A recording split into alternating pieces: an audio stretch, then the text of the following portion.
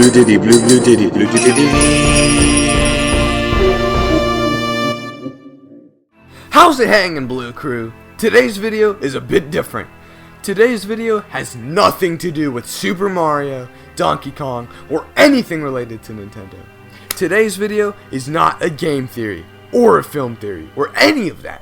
Today's video will be getting a bit more real. Today, we'll be discussing, proving that Santa Claus is actually God from the Bible.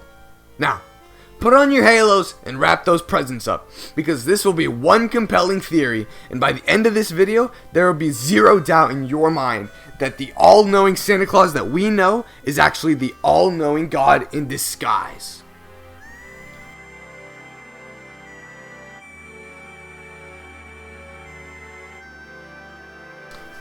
First, let's discuss the origins of Santa Claus.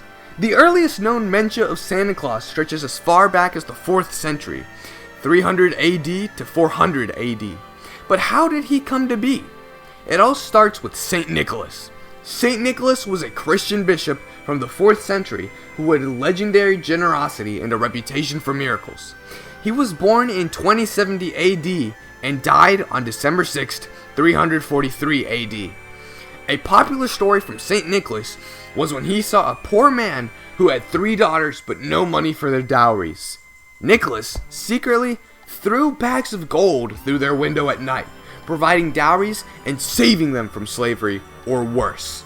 So, now we have a brief overview of who St. Nicholas was, but how does this tie in with our modern day Santa Claus? Well, for a start, the name Santa Claus stems from the name St. Nicholas. Saint being Santa, and the Colas in Nicholas being Claus. Next, St. Nicholas was known for being a generous guy who provided gifts to those who needed them. Santa Claus, on the other hand, gives gifts to those who deserve them, while giving coal to those who are naughty. Now we know where Santa comes from, but how does this tie into God? Before we get into that, we really need to understand the idea of who Santa Claus is. As most of us may know, he is most commonly depicted with a red coat trimmed with white, matching red pants, a black belt with a golden buckle, black boots, gloves, his signature red hat, and most importantly, he's got that big round face with long white hair, as well as a long white beard, which bears a striking resemblance to modern depictions of what God may have looked like. Santa Claus is a very jolly fellow who is very jovial, warm, grandfatherly, and approachable. He is usually seen as kind and forgiving, and has a soft spot for children. Now that we got his appearance and traits down, let's move to his abilities. Santa Claus is a man most known for his ability to provide presents to everyone across the globe in one night, and never be seen. He is also said to know when children are sleeping and when they are not, as well as if they have been naughty or nice. He doesn't even have to be in front of the child to know. He just knows as if he is spiritually sighted. This is a clear indicator of omniscience, which is the ability of being all-knowing. As for him being able to be everywhere, delivering gifts in one night, that's omnipresence. The ability to be present anywhere. But what about the reindeer? How do they fly? Santa gave them the ability to do this with his omnipotence. This very obviously demonstrates how Santa can really do anything. He has many abilities, and one notable thing about him is that he doesn't exploit them. He uses them for good. But what about God? Now is when we explore who or what God is and how this ties into Santa Claus.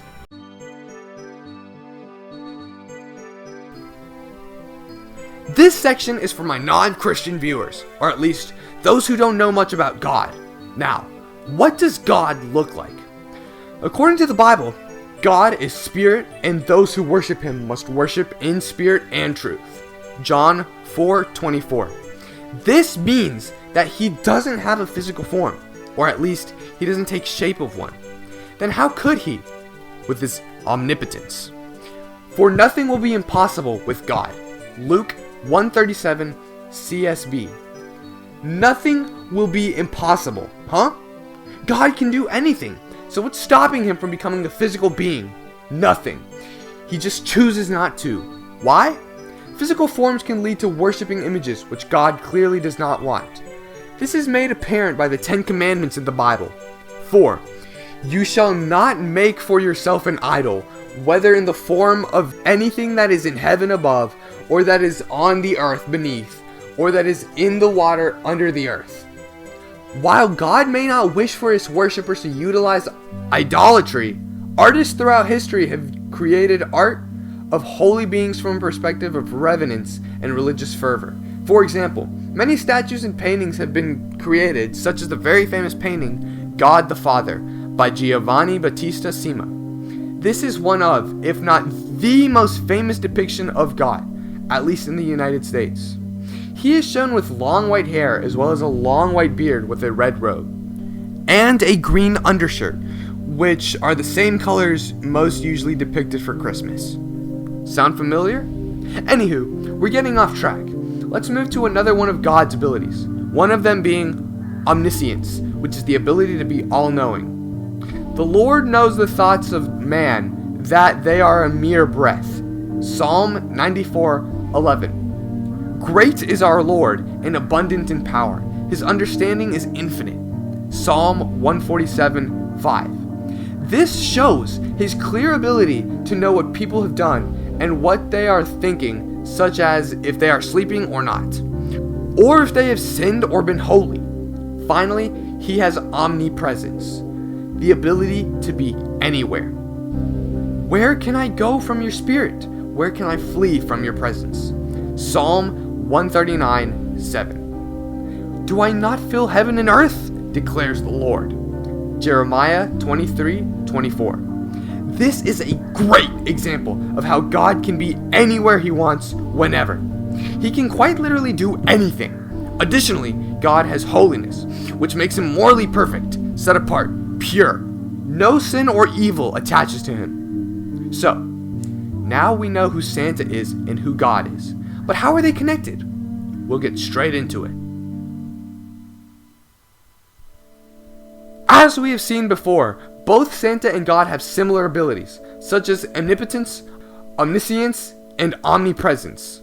Both sport long white hair, a long white beard, and red clothing of sorts. This is clearly huge evidence to support my theory that both beings are the same, but I have more. For example, Santa's inspiration, St. Nicholas, he was a Christian saint. Plus, Santa originates as far back as the 4th century and is still kicking today, demonstrating his eternality. God too has this eternality. Before the mountains were born, or you brought forth the whole earth and the world, from everlasting to everlasting, you are God. Psalm 92. More similarities I haven't brought up yet is that both have wisdom. They have righteousness, benevolence, mercy, grace, compassion, and faithfulness. God is devoted to his people as Santa is devoted to giving gifts to everyone. Not a single person stays out, even the naughty people who get coal. As for the milk and cookies, they are the equivalent of giving the gods offerings. Now, what does this all mean? I've successfully shown you how these are the same beings, but what is the purpose? Why is God Santa Claus?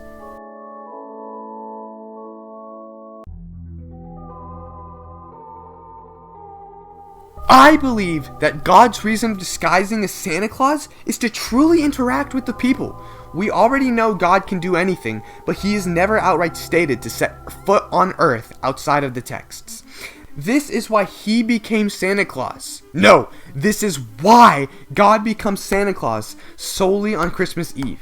It's sort of a vacation for him, like an opportunity for celestial tourism. He gets one annual break and continues doing what God does best, looking over the people. Santa Claus is a way for God to truly get a better feeling of what being a person is, plus a way for him to truly give everyone what they want if they deserve it. He has the gift of giving and uses it properly.